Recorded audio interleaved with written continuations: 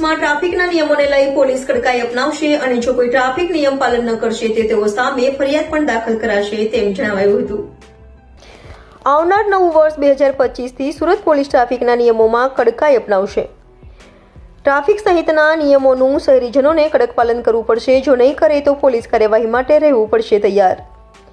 સુરતમાં જાહેર રસ્તા પર સ્પીડિંગ કરનાર લોકો સામે ફરિયાદ થશે. શહેર પોલીસ અને પાલિકા સંકલન સાંધી કાર્યવાહી કરશે. સીસીટીવી કેમેરાની મદદથી ગંદકી કરનારાને પોલીસ શોધી ફરિયાદ દાખલ કરશે. ઉપરાંત શહેર પોલીસ 45 દિવસ બાદ હેલ્મેટની ચુસ્ત અમલવારી કરશે. 45 દિવસ સુધી વાહન ચાલકોને હેલ્મેટ પહેરવા અપીલ કરશે. શાળા કોલેજો સહિતની સંસ્થાઓમાં હેલ્મેટ અંગે જાગૃતતા અભિયાન ચલાવશે. ત્યારબાદ હેલ્મેટ ન પહેરનારા વાહન ચાલકો સામે ચુસ્ત અમલવારી થકી કડક કાર્યવાહી કરશે. ટ્રાફિક સિગ્નલ તોડનારા લોકો સામે પોલીસ ફરિયાદ થશે. લાલ સિગ્નલ થયા બાદ પણ સિગ્નલ તોડી વાહન હંકારતા ચાલકો સામે ગુનો દાખલ થશે. સુરત પોલીસ કમિશનરે આપી માહિતી આપતા કહ્યું હતું કે સુરત પોલીસનો વર્ષ 2025 રોડમેપ તૈયાર છે. રાજ્ય ગૃહમંત્રીની અધ્યક્ષતામાં મળેલી બેઠકમાં રોડમેપ તૈયાર કરાયો છે. ટ્રાફિકની વ્યવસ્થાને વધુ સુદૃઢ બનાવવા અંગેની દિશામાં પણ પ્રયાસ કરાશે.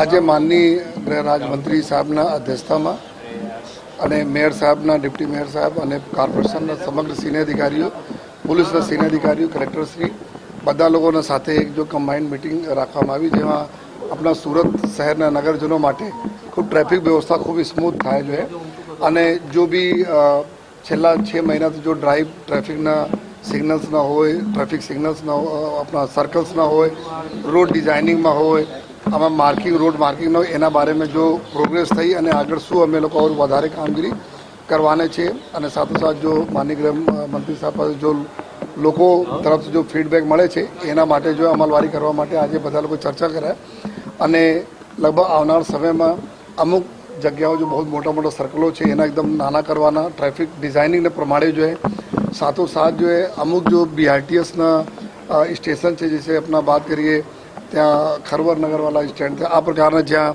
વધારે જો લોકોનો ટ્રાફિક માટે જો નડે છે, વધારે વિશાળ હોવાના કારણે એના કઈ પ્રકાર જો એની સ્ટ્રીમિંગ કરીએ કે ટ્રાફિક વ્યવસ્થા સારી થાય. જો આપણા બહુ સારા એરિયા, આઉટગ્રોથ એરિયા જો અત્યારે શહેરમાં જો ભેળવામાં આવેલા છે કોર્પોરેશનમાં અને ટૂંક સમયમાં પોલીસમાં બી આવવાના છે એરિયા, તો આ વિસ્તારમાં જો ટ્રાફિક સિગ્નલના CCTV કેમેરા લગાવવાની વ્યવસ્થા માટે એના માટે બી ચર્ચાઓ કરવામાં આવી જોઈએ.